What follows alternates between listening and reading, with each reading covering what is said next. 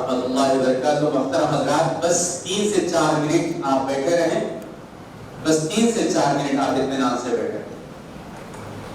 ابھی ہم اور آپ نے مولانا درجیز صاحب حفظہ اللہ سے تقریباً پونے 2 گھنٹے خطاب سنا.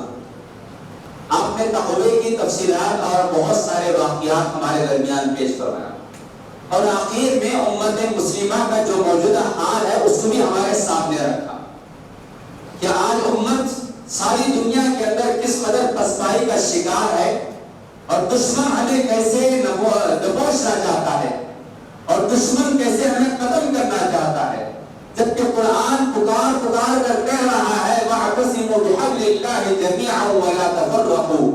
کیا ہمیں اس بات کی ضرورت نہیں، کیا ابھی وقت نہیں آیا ہے کہ ہم متحد ہو جائے؟ کیا وقت ہمیں اس بات کی اجازت نہیں دیتا کہ ہم آپس کے رشتہ، آپس کے اختلافات کو ختم کر دیں؟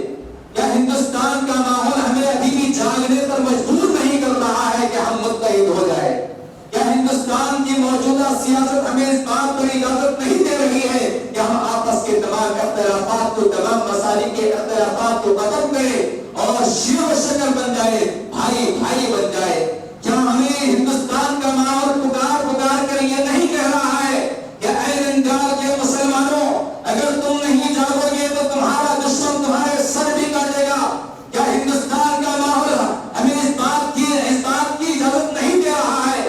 کیا روزانہ اخبارات، کیا روزانہ سوشل میڈیا، کیا روزانہ واٹس ایپ، کیا روزانہ یوٹیوب کے ذریعے، انٹرنیٹ کے ذریعے کیا ہمارے سامنے یہ خبریں نہیں آ رہی ہے کہ شمالی ہندوستان کے اندر ہمارے بھائیوں کے ساتھ ظلم اور ستم کیا جا رہا ہے؟ کیا وہ ماحول ہمارے درمیان نہیں ہو سکتا ہے؟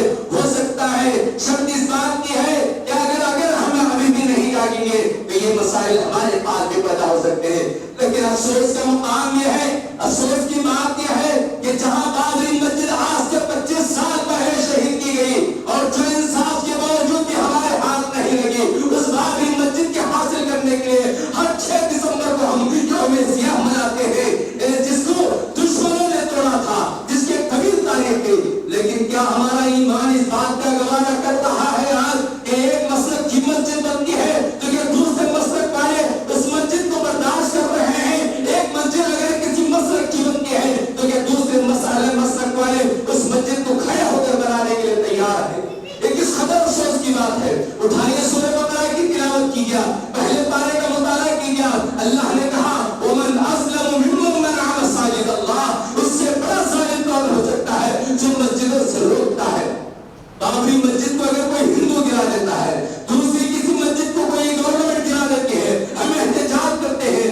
آج بھی حیدرآباد کے اندر سیکرٹریٹ کی جو مساجد شہید کی گئی ہے، مسلمان وہاں احتجاج کر رہا ہے. لیکن ہمارے اپنے شہروں کے اندر، ہمارے اپنے آندھرا کے اندر مختلف مقامات پر جب کسی مسجد کی مسجد بنائی جاتی ہے تو کتنا ہم اسے برداشت کرتے ہیں.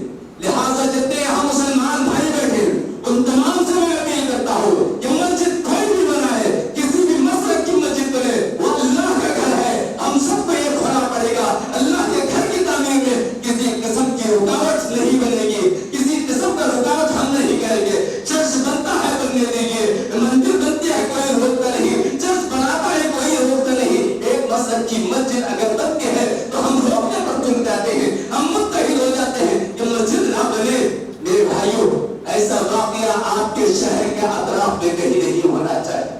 گزشتہ 2-3 سال پہلے آندھرا کے اسی اضلاع میں جو واقعہ رونما ہوا تھا، اس واقعے کے بعد جو ذلت اور رسوائی مسلمانوں کے لیے آئی تھی، مسلمانوں کے حصے میں آئی تھی، وہ ذلت اور رسوائی پھر دوبارہ تاریخ میں نہیں آنا چاہیے. میں آپ تمام سے اپیل کرتا ہوں کہ چاہے وہ کسی بھی شہر کے اندر، کسی بھی گاؤں کے اندر کسی بھی مسجد کی مسجد بنتی ہے، بننے دیجیے. آپ ساتھ دیجیے، آپ پیسہ دیتے ہیں پیسہ دیجیے، آپ اپنی طاقت لگاتے ہیں طاقت لگائیے. کوئی مسجد کو روکنا چاہتا ہے، آپ ساتھ میں آئیے، بڑھ کر اس کو بنانے کی کوشش کیجیے. بس یہی پیغام آج کے اس خطاب سے ہم دینا چاہتے ہیں. مولانا نے اتحاد کے تعلق سے سارے عالم اسلام کے نقشے کو آپ کے سامنے رکھا. اسی لیے میں آپ سے درخواست کرتا ہوں کہ اب وقت آ چکا ہے ہم مسلک کی لڑائی سے اوپر اٹھ کر جو ہے ایک دوسرے کی مسجد، ایک دوسرے کے گھروں کی حفاظت کریں. آپ نے بہت سارے واقعات آخری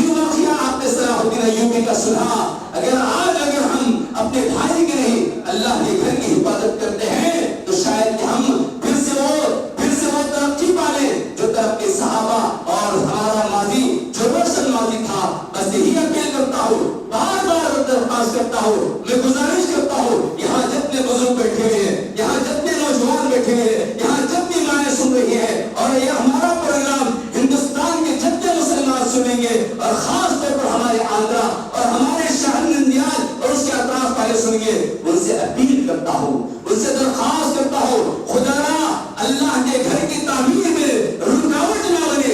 خدا را اللہ کا واسطہ دیتا ہوں, اگر کسی مسجد کی مسجد بنتی ہے تو بننے دیجیے, آپ کسی بھی مسجد کے بننے میں رکاوٹ نہ بنے, عذاب کا شکار نہ ہو.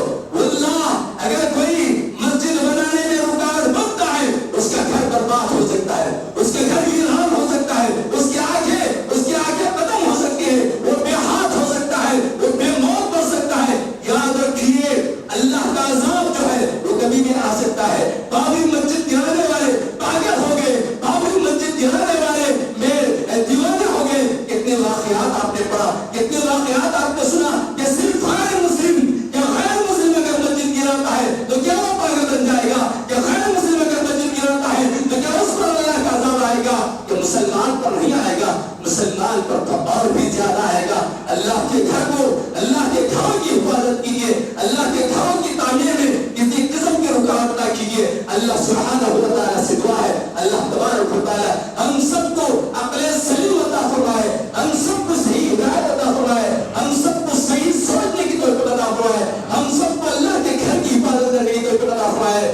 نندیال کے مسلمانوں, آپ کو یہ موقع آنے سے پہلے آپ کو ایک پلیٹ فارم پر آنا پڑے گا. اللہ کے گھر کی تعمیر چاہے کسی بھی گاؤں میں ہو, وہ سب مل کر, ہم سب مل کر اللہ کے گھر کی تعمیر کریں گے. اللہ تعالیٰ ہمارے گھروں کو آباد فرمائے, اللہ تعالیٰ آپ کے گھروں کو آباد فرمائے, اللہ تعالیٰ اس کے بدلے میں جنت میں اونچا مقام عطا فرمائے, جنت میں گھر بنائے. اللہ تعالیٰ نے, اللہ کے نبی نے فرمایا, جو زمین پر اللہ کے لیے گھر بناتا ہے جنت میں اس کے لیے گھر بنتا ہے. اتنی بشارتیں ہیں, اتنی خوشخبریاں ہیں. اگر آپ کو کوئی بھی بھٹکائے, اگر آپ کو کوئی بھی بہکائے, ان کے بہکاوے میں نہ آئے, ان کے بہکاوے میں نہ آئے. اللہ کا گھر تعمیر ہونے جا رہا ہے, اللہ کا گھر تعمیر ہونے جا رہا ہے. کوئی مندر نہیں, کوئی چوک نہیں, کوئی گرجا گھر نہیں. آپ تصور کیجیے, اللہ کا گھر اگر تعمیر ہو رہا ہے تو اس میں رکاوٹ نہ بنے, سب کے سب متحد ہو کر ساتھ دے. اللہ تعالی ہم سب کو نیک توفیق عطا فرمائے. آمین. وصلی اللہ علی النبی الکریم. السلام علیکم ورحمۃ اللہ وبرکاتہ. آگے کی کاروائی